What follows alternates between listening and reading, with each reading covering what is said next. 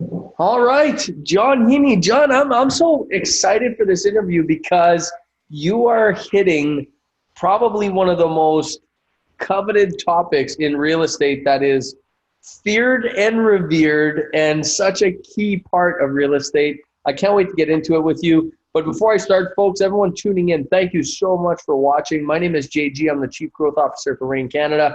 And today my special guest is John Heeney, who's the capital raising guy. I mean, John, you're like the secret weapon people, don't know about. You're behind the scenes teaching the big boys and the big girls how to raise capital. John, welcome to REIN. We're so excited to have you at Acre Real Estate Investor Summit in Edmonton. So welcome, my man.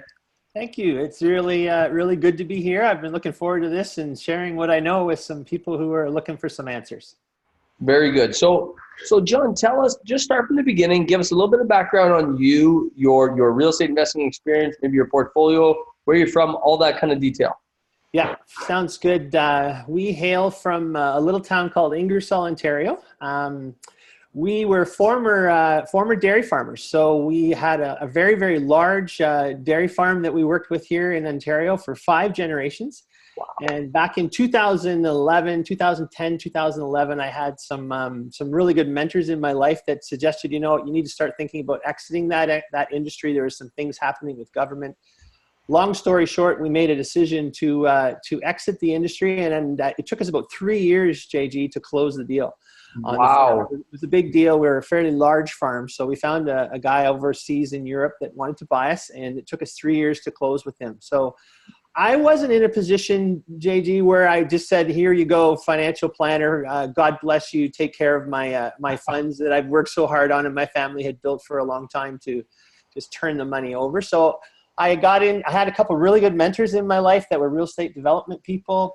And we started to build Tranquility 3 years before we actually sold the dairy farm. So right off the bat, I didn't have any money because all of my assets were tied up in the dairy. And I wanted to have something that was up and running, created, and ready to roll money into once we sold the dairy. So that's how things kind of got started for me.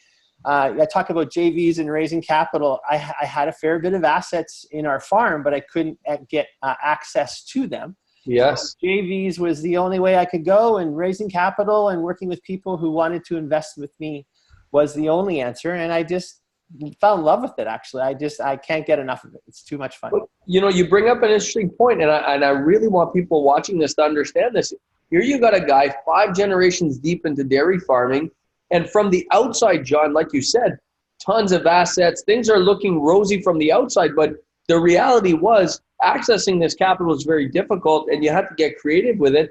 And you decided to go to raising capital. Now, the reason I think raising capital is probably the #1 topic that attracts people to investing is because it's a problem. The only promise I ever make when I'm speaking to real estate investors is I tell them, you're going to run out of money. At some point, you're going to run out of money. It's the only promise I could make you. Even if you're actually, the more successful you are in real estate, I would argue the faster you run out of money. Yeah. So John, you're hitting on a topic that everybody needs. The new people, the experienced investors, the successful investors, everybody needs this, John. Right, for sure. There's 2 different kind of people that I deal with. I think it's the people that I do a lot of coaching with and helping within the real estate circles are people who don't even have a lot of money to begin with, but they know they want to be in real estate. So quickly they look at what they have, and we do some assessments on them and find out, hey, you don't have anything. Then there's the other kind of people who have a lot of assets, but know and don't want anything to do with the deal. They want me to come in and figure out in their system. I'm dealing with a dairy farmer again, JG, a guy out in Nanaimo that I'm dealing with that has a succession issue going on with his kids. He wants to create something for his non-farming kids that aren't going to be farming to make things fair and equal. Then that is the perfect guy that I can come in, look at his situation, raise some capital with him, understand what he can do with what he's got, and lo and behold, we're building legacy to create tranquility. That's kind of my catchphrase, I guess. I love that. It provides some solutions to help people out and get on with their legacy in their lives. So I have a huge passion for that. That's great. Well, and so what kind of clients are you working with? John, if I'm just starting, I got a lot of people who come to Acre and come to REIN, some of them have hundreds of thousands of dollars of capital that they can free up, or that's sitting in an RSP that's not working as well as it should be, so on and so forth. But there's a ton of people that have 30, 40, 50, and they're saying, I got to get to the hundreds of thousands, but I need to start somewhere. What do you say to those people, John? I mean, yeah, that's a great question. And I think I would revert back and look at my history. I kind of did things the hard way, self-taught. We can talk about REIN a lot. I'm a REIN member since 2011 and absolutely delved into everything that REIN had for 6 months at the beginning of my journey. Studied. But if I made a mistake, actually not a mistake, but if I would have done it all over again, I would have found somebody who's good at what they do, that had the same aspirations that I did, and copied them. I would have absolutely had a coach on board that would lead me through the paths and make it there's no such thing as creating a wheel. You just need to copy somebody who's very, very successful at it. And it's as simple as that. And you absolutely marry yourself to those people and follow them, and you don't make mistakes, and you get there 10 times as quick. I think one of the things that I learned from Jared Hope, and he taught me one of these things. I work with Jared and coach with him and work together, but he's actually been a really inspirational coach for me.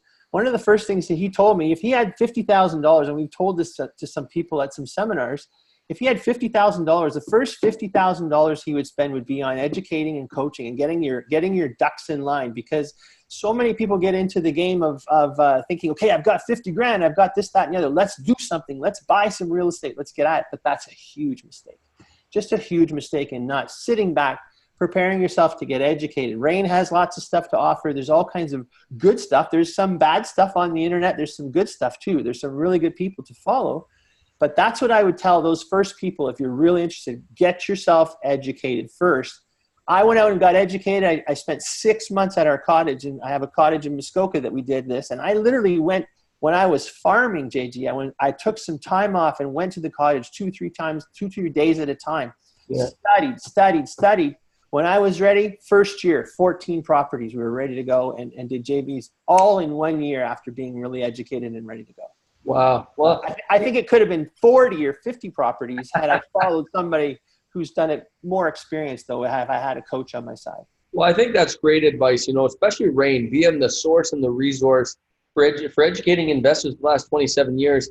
I mean, it's very good. We also believe that it's interesting, John, because the very first investment in real estate that I made was buying a REIN membership. Before I bought any building, before I did absolutely anything in real estate, I bought a REIN membership. And, you see this trend a lot. So people are thinking, you guys are just saying that because you're speaking at Acre, but these are the realities. We got to where we got because we did things in a certain way.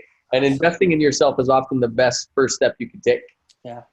REIN just has a ton of stuff. Like I've done all the joint ventures. At first I was trying to figure out what my niche was. I took some multifamily stuff.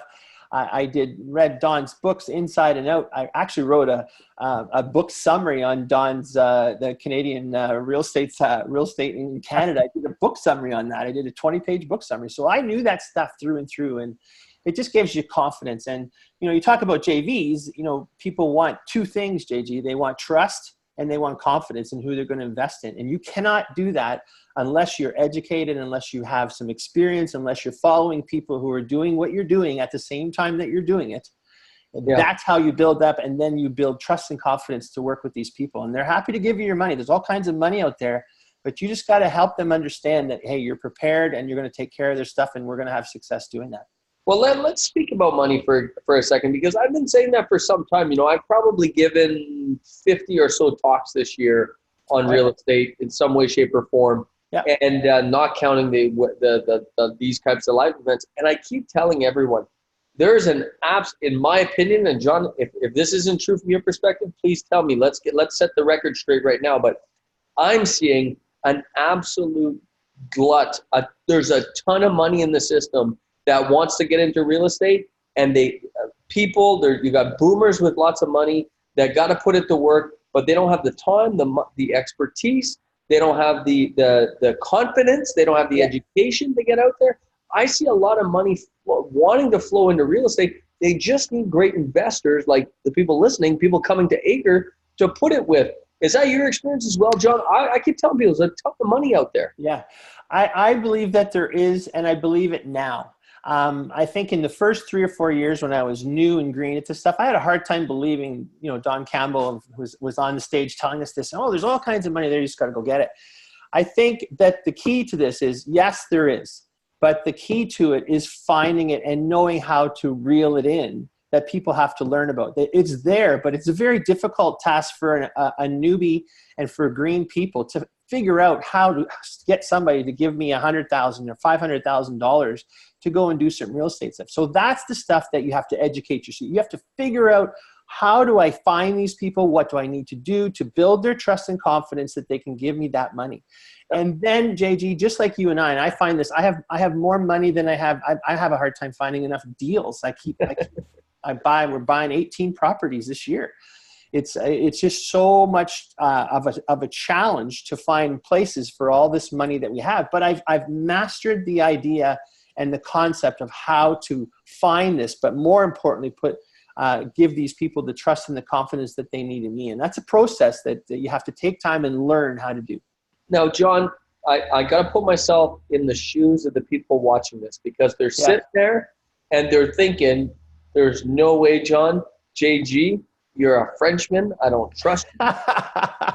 There's no way there's that much money out there. That's what people are telling themselves. Now, so we're going to, guys, I'm going to ask you to reserve judgment, because John, what are you going to be speaking about at Acre? Are you going to show these fine folks exactly how to do it? Yeah, I love and have a huge passion of how to find and reel in money partners. And to me, JG, it's all the same. Whether it's joint ventures, whether it's private money, whether it's RSP, working with RSPs, it's all the same. They're all the same type of people.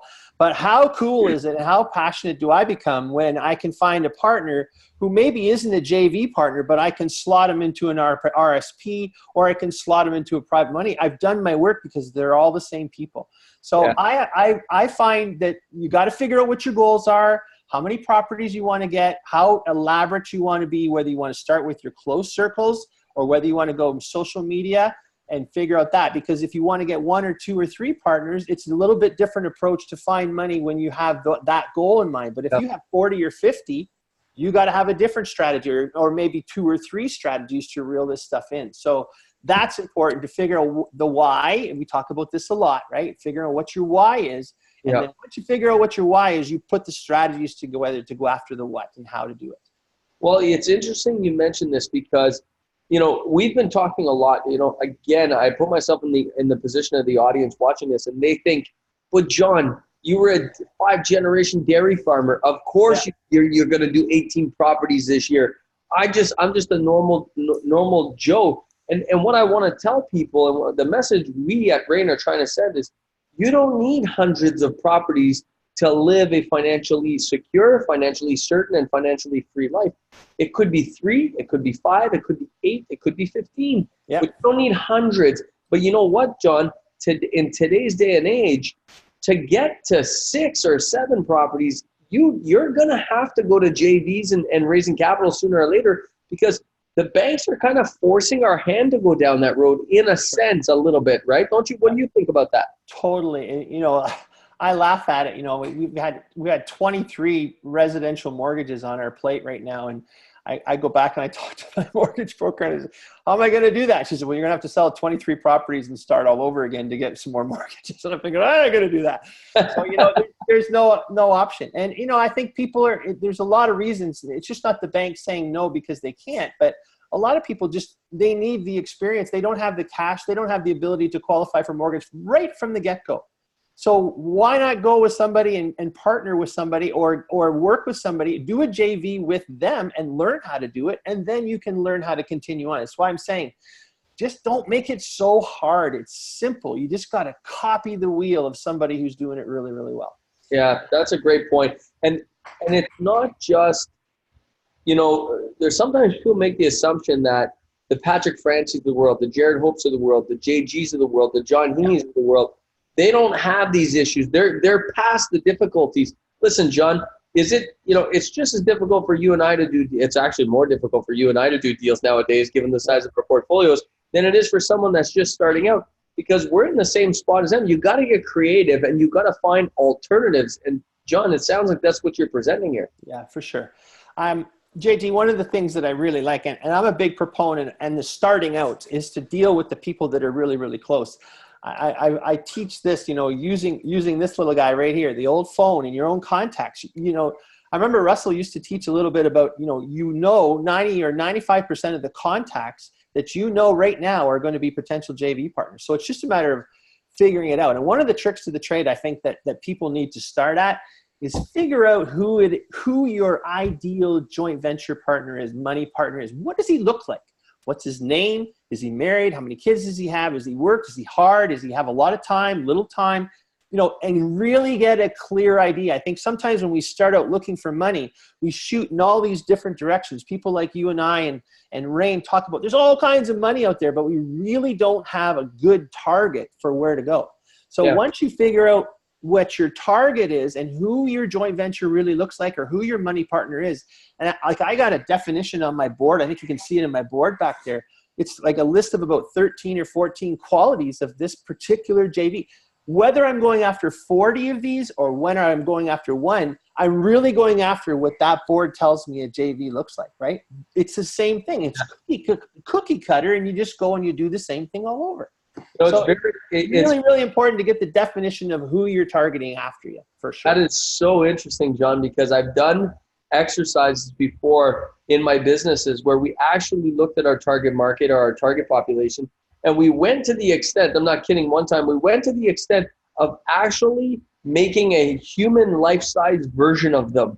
How tall, and it was so funny, and we had names for them. The male version is this and the female version is that, and you really get to know them. What ends up happening is you get so crystal clear on who you're going after that you end up attracting those people in your life. Exactly. And they start showing up in ways that you never even thought possible. You can't even plan for that stuff. Yeah, when I come to Acre, I'll probably share a few stories, but I would say the better part of my JV partners have come from sports. I have 4 kids, and they're all a really big volleyball family and hockey and stuff. And the majority of my partners are volleyball parents and hockey parents that I've known them for 2-3 years at a time, built relationships, never talked real estate. And then all of a sudden they say, you know what, I'm ready to talk about what you're doing. And I think you have something that I want, right? So that's interesting. And people gotta pick up on this because listeners are making assumptions right now, John. They're thinking, I know where their heads are going, because my head was there too once. And they're thinking, well, John's hanging out in the rich clubs, and he's at the golf and country club where he's paying $100,000 a year for his membership, and he's probably picking these people up at the Porsche dealership and so on and so forth. That's just Jared that does that. but so what you're saying is these are normal, everyday folks that are looking to expand their ROI on their capital. For sure. But I think what I do a lot of time, again, back to the why. When I start talking about JVs and I start talking about raising money and capital for RSPs or whatever private money, I spend all my time figuring out what their why is and getting into the emotions and figuring out what's your pain point. What do you want to accomplish? Why would you even want to start to work on an education for your kids? What are you doing with that? And figuring out what their pain points are, and then making it in my mind that it's not about me. I have my own portfolio on one side. I'm sure you do this too, JG. I have my own portfolio on one side that I do my things I own, but I have a completely different joint venture portfolio on this side. And I really like to focus on, this isn't mine. I'm doing it for them. Yes, I'm going to be rewarded. I don't need anything from that in the next 8 to 10 years or whatever the term is going to be on the JV, but I'm doing it for them. And if I do it for them, it's going to be rewarded back to me in a roundabout way, but the focus has to be on solving their why. So 2 years of hockey parents and volleyball parents is focused on what their why is and understanding what they want to accomplish and go after it. Then I can put a product to solve their why. Well, and and I'm so glad you're going to be teaching this at Acre, because a lot of people put facts before feelings, but you've got to consider the feelings and the emotions before the fact.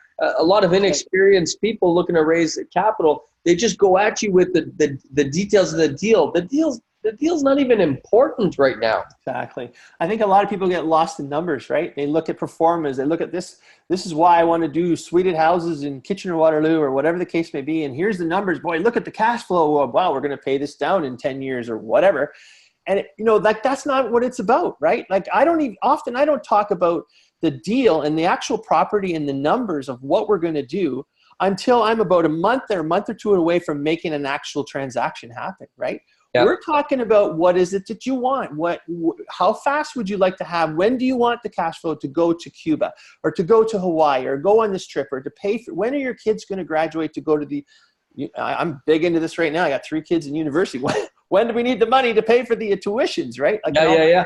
But that's all we talk about. All we talk about is just why. And then when I'm really clear on something, normally they'll see things that I'm doing in my life and say, I want what you're doing. Help me get that, right?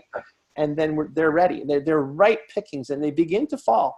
And the other thing, JG, I want to tell you, and this will encourage your viewers as well. I have a lot of partners who once they do one, they want to do 2, 3, 4, 5 of these with me, right? Because they know the system. You've built the trust and the confidence. But all of a sudden, these people are thinking, I love what I'm doing here. I don't have to do anything. John's taking care of every detail for me. Yeah. This is what I want more of. And clearly, those are the JV partners that we want to deal with because they're a lot less work for us, right? It's just cookie cutter stuff, one after the other. Okay, yep, we're ready for another one. We got one for the first child. Now we're going to do one for the second child. Now we're going to do one for the third child. I had a dairy farmer out west that came to me and said, you know what, I'm ready. I need 3 properties for my kids for succession planning for a dairy farm. Okay, we can do that, but I'd spent my time with him understanding the frustrations that he's had with dairy farming, trying to figure out what's fair and equal. Those 2 words come out a lot in succession planning, but wow, what a terrific story that is, right? To be able to walk into that guy and feel like I'm going to actually meet your needs and I'm going to actually make you happy and I'm going to have family happiness because we're working on fair and equal for non-farming kids. I just love that story. I'm going to tell it a lot at REIN. So last thing, John, is before we go and the people that are watching are going to come to Acre. Acre tickets are going really, really quick. I don't even have an exact number on where we're at, but let's just say we're in the last few percentiles of available tickets. So people have got to jump on this. The event starts next Friday, so it's coming real quick. Yeah. Look, John, let me ask you this. I want you to be straight with me, brother. Is this for regular, straight up people that have jobs day in and day out, or is this just the Johns and the JGs who can pull this off? For your attenders, it's all about figuring what your goals are. Some people, I get frustrated listening to people that want to quit their day job and, I'm going to create real estate to get rid of my day job. It isn't about that. This is long-term stuff. This is about the everyday Joe of coming and finding out, okay, well, how can I give maybe 10 hours, 5 hours of my time and make some large progression steps to where I want to be down the road. It isn't going to be about coming and going to Acre and quitting your job in the next year. If you're thinking about that, it's not the place for you. I just fully believe that. But it is about the people who are struggling to find out. They're stuck. They like the idea of real estate investing, but they really don't know where to go next. That's what Acre is all about for you. You're going to get lots of information. You're going to get all kinds of online stuff. The stuff that you have on your REIN spaces and all that jazz is tremendous. And the opportunity there, but you're going to be learning from people who are in the trenches. You're going to be hearing from people like myself that are actually doing and investing in real estate today, and that is really, really important because you can just tap in, take what you need, take what you want, and then continue to build. But it's education first, and the REIN Acres are terrific for that. That's where I started. I tell you, that's really was life changing for me when I went to Acre, and then I went to Edmonton Acre because that was my focus. I did two or 3 acres, went back a couple, 3 years, but it starts there. And come with an open mind, come looking to have some fun, to hear some good stories, and be really motivated to go out and figure out how you can fit this into your life. The funny thing, John, you just said something interesting there. You said that's where I started. And I want to put a point on that because the fact is, and a lot of people don't know this, but that's where everybody starts. Yeah. And every single expert out there today teaching real estate in some way, shape, or form to maybe some other audiences, they started at REIN. REIN is literally the source and the resource. it is the place where everybody starts. Every expert. Totally agree with you. I had lunch with another guy here in Ontario, and he's on his own, doing tremendous. He's a 30-year-old kid and just doing great. And, you know, we had the same background. He was at REIN the same time that I was 10 years ago. And here he is today. Here I am today. But you're right. And there is a real common denominator there. REIN's done a terrific job of that. And I love the fact that, you know, REIN's focused on getting back to basics, educating about real estate, figuring out the nuts and bolts of this stuff and the real practical stuff that means an awful lot, right? So it's a great opportunity. I look forward to seeing you all there. Awesome. John, I look forward to sharing the stage with you, my friend. It's going to be a great pleasure. Thank you so much. And thanks for making the time today. We appreciate it. Awesome. Thanks, JG. We look forward to seeing you soon. Thanks, pal. Bye-bye.